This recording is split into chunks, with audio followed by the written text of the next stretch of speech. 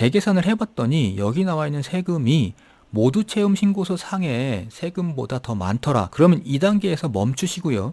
자, 안녕하세요. 성용세무사입니다. 모두 채움 신고를 바로 하지 않아야 되는 이유를 말씀을 드려야 되는데, 원래는 이거를 나중에 말씀을 드리려고 했어요. 근데 이제 질문이 들어오시는 게 모두 채움 신고서를 받으시고 그거를 그냥 신고를 하신 다음에 물어보시는 경우들이 있으셔가지고 일단은 빨리 말씀을 드려야 될 것 같아서 먼저 영상을 찍게 됐고요. 이게 무슨 말이냐면 모두 체험 신고가 편하죠. 굉장히 편한데 그거를 받고 나서 그냥 아무 생각 없이 신고를 눌러버리시는 경우가 있어요. 그런 경우에 간혹 내지 말아야 되는 세금을 더 내거나 환급을 더 받아야 되는데 덜 받거나 이런 경우가 생기거든요. 그러니까 뭐 사례를 하나 보면 실제 이런 일이 있었어요. 그러니까 근로소득하고 사업소득이 있는 직장인이에요.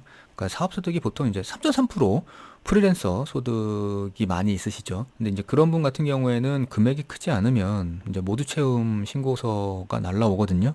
그리고 이제 모두 채움 신고서 상에 보면 납부세액이 찍혀 있어요. 뭐 잘 아시다시피. 근데 이제 납부세액이 한 44만 원 찍혀 있는데 결국에는 이거를 이제 신고를 했죠. 편하게 눌러가지고 제출하기를 했는데 이게 이제 나중에 알고 봤더니 오히려 환급세액이 125만 원이 발생하는 거였어요. 그러면 이분 같은 경우에는 이미 이걸 냈다 그러면 44만 원에다가 125만 원을 합치면 한 170만 원 정도를 손해를 보시는 거예요. 이게 어떻게 그럴 수가 있냐라고 생각을 하시겠지만 사실은 그 원인을 보면은 이런 거였어요. 그러니까 인적공제에 부양가족이 누락이 돼 있었고 그리고 이제 세액공제 항목에서도 몇 가지가 이제 누락이 돼 있는 경우가 있었죠. 그래서 실제로 보면 이게 지금 모두 채움 신고서의 신고서였거든요.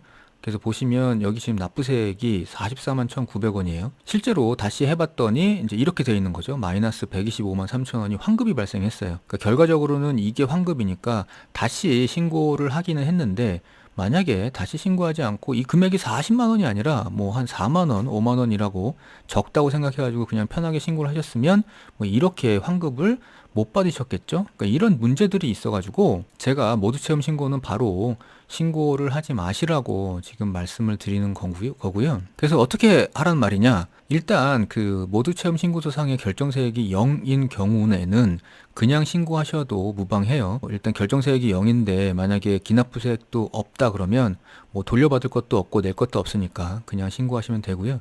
결정세액이 0인데 기납부세액이 있다 그러면 그건 당연히 환급을 받으실 테니까 그거 역시도 신고를 그냥 하시면 돼요. 근데 납부세액이 0보다 큰 경우, 그러니까 납부세액이 나온 경우, 그리고 기납부세액이 환급세액보다 큰 경우, 그러니까 무슨 말이냐면 이미 낸 세금을 환급세액으로 다 돌려받지 못한 상태예요.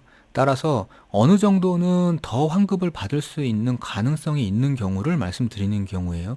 그래서 이 경우 두 가지에는 한번 수정을 해가지고 재작성을 해볼 필요가 있다는 거죠. 그래서 새로 작성을 해가지고 재작성해 봤더니 모두 채움 신고서보다 세액이 더 많이 나오더라. 뭐 이럴 수 있잖아요. 뭐 오류가 있다거나 뭐 여하튼 간에 이 모두 채움 신고서보다 세액이 더 많이 나온다 그러면 굳이 새로 작성한 신고서로 신고할 필요 없겠죠? 그때는 이제 새로 작성한 신고서에 제출을 누르기 전에 취소를 하고 그냥 모두 채움 신고서로 제출을 하시면 돼요. 근데 새로 작성을 해봤더니 단돈 10,000원이라도 모두 채움 신고서보다 세액이 적게 나오거나 아니면 단돈 10,000원이라도 환급세액이 더 나온다 그러면 모두 채움 신고서는 그냥 두고 새로 작성한 신고서로 제출을 하시면 됩니다. 그래서 모두 채움 신고서를 새로 작성하는 방법은 어떻게 해야 되냐? 두 가지예요. 홈택스 모두 채움 신고서 화면에서 수정하기로 들어가시거나 일반적으로 단순 경비율 선택해가지고 정기 신고로 들어가시는 방법. 뭐 두 가지가 있어요. 그거를 지금부터 말씀을 드릴게요. 자, 일단 모두 채움 신고 대상자들은 홈택스에서 종합소득세 신고를 접속해서 들어가면 이런 화면이 떠요. 당신은 모두 채움 신고 대상입니다. 그래서 납부할 세금은 얼마인데 이렇게 해가지고 신고를 모두 채움으로 하시겠습니까? 라고 물어보잖아요.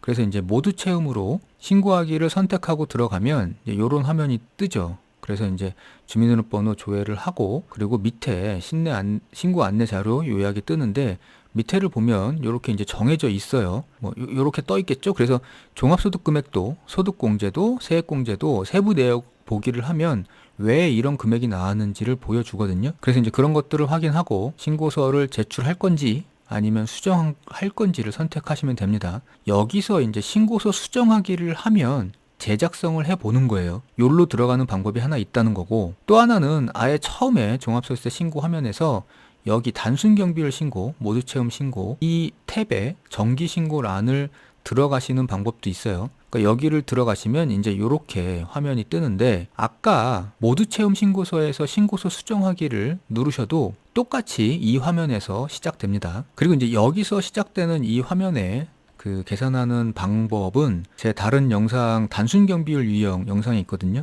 그러니까 그 영상하고 동일하니까 자세한 건 그 영상을 참조하시면 되고요. 이제 간략하게 설명을 드리면 제일 먼저는 소득 종류를 선택하게 돼 있어요. 사업소득만 있냐 아니면 다른 소득도 있냐를 여기서 선택을 하시면 되는데, 기본적으로는 떠 있습니다.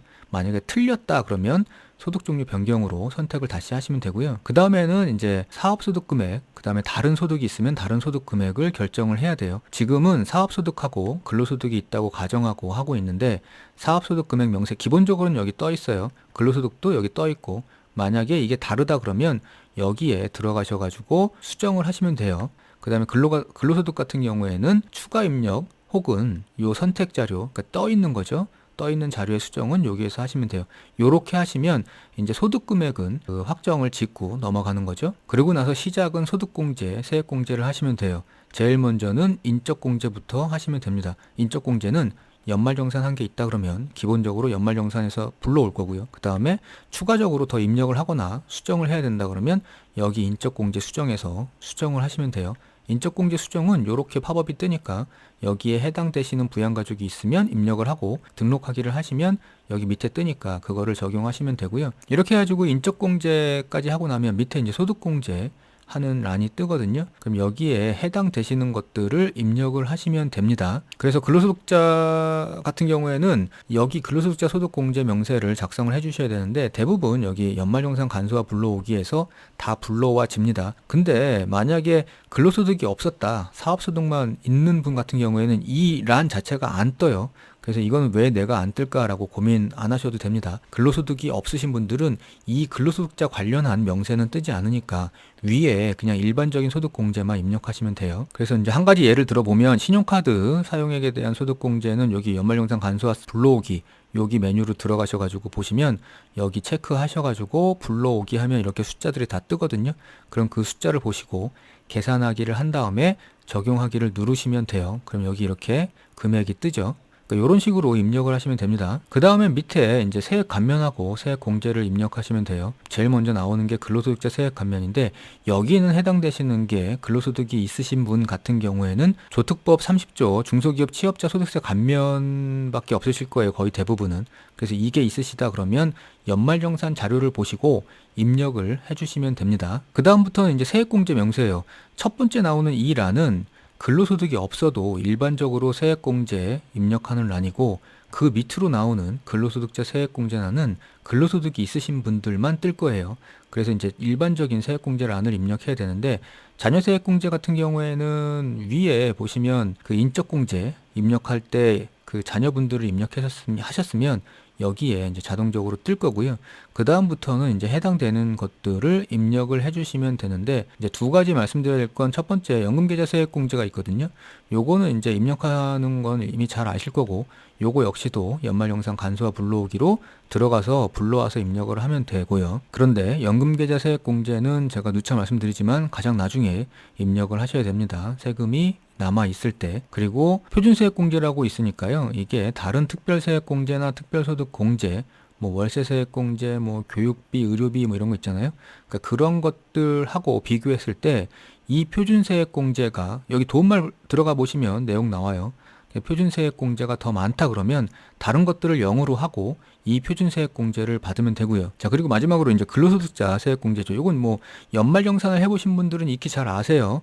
그래서 뭐 그렇게 특별히 다른 말씀은 안 드리는데, 입력하시는 건 여기 연말정산 간소화 불러오기로 들어가셔가지고 입력을 하시면 돼요. 여기까지 입력하시면 이제 결정세액이 나와요. 그 다음에 가산세액이 없다 그러면 기납부세액을 입력을 해주셔야 돼요. 원천징수를 했던 세액은 그 신고도움 서비스, 아까 말씀드렸던 신고도움 서비스에 들어가시면 금액을 보실 수 있는데, 신고도움 서비스는 여기 있어요. 첫 화면에 보시면 여기 신고도움 서비스 있으니까 여기로 들어가시면 됩니다. 그래서 이제 결정세액은 나왔지만 이 경우에는 원천징수가 된 이미 기납부세액이 이만큼이 있었기 때문에 결국엔 환급이 발생했죠. 여기 마이너스가 뜨면 환급인 거 아시죠? 그래서 환급이 발생했고 여기 마이너스가 뜨면 밑에 환급계좌란이 떠요. 그래서 여기다가 내가 환급받을 계좌를 입력하시면 됩니다. 이렇게 하시면 이제 신고서 작성하면은 끝나요. 자, 이렇게 하고 넘어오면 마지막에 신고서 제출하기 화면이거든요. 결국에는 이제 신고 유형은 단순 경비율로 신고를 했고 기속연도 2022년도예요. 그러니까 모두 채움 신고서도 수정하기를 하게 되면 단순 경비율 유형에 신고하는 거하고 똑같아요. 그래서 환급세액이 이 정도 발생했으니까 환급을 받으세요, 이런 거예요. 자, 여기까지 한 이유는 아까 처음에 말씀드렸다시피 모두 채움 신고서 상의 금액이 내가 더 환급을 받을 수 있을 거라고 생각되거나 아니면 납부해야 될 세액이 너무 많다고 생각이 드실 경우에 새로 한번 재계산을 해보라고 말씀을 드린 거예요.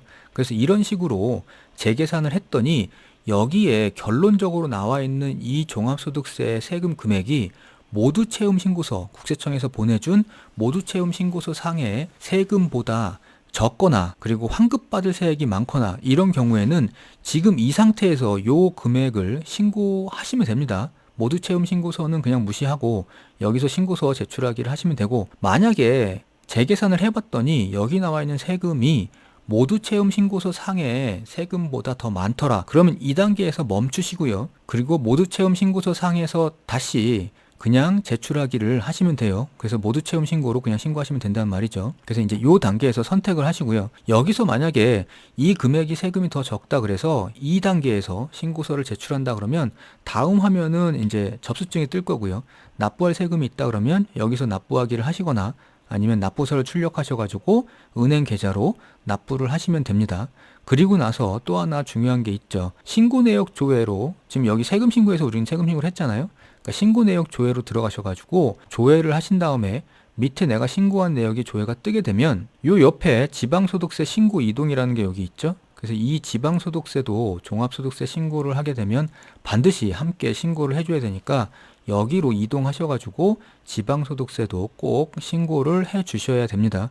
지방소득세 신고하는 건 어렵지 않은데 혹시라도 모르시면 제 영상 중에 지방소득세 신고하는 방법이 있어요. 그러니까 그걸 보시고 신고를 하시면 됩니다. 자, 이렇게 해가지고 모두체험 신고 대상자들이 모두체험 신고로 바로 신고를 하는 것보다 재계산을 해보는 경우가 더 유리한 이유를 말씀을 드렸고요. 그리고 아울러서 그렇게 재계산을 해보는 방법도 말씀을 드렸습니다. 그래서 개인적으로는 모두체험 신고 대상자라더라도 세금이 0이 아닌 이상은 재계산을 한 번씩은 해보시고, 그렇게 시간 오래 안 걸리잖아요.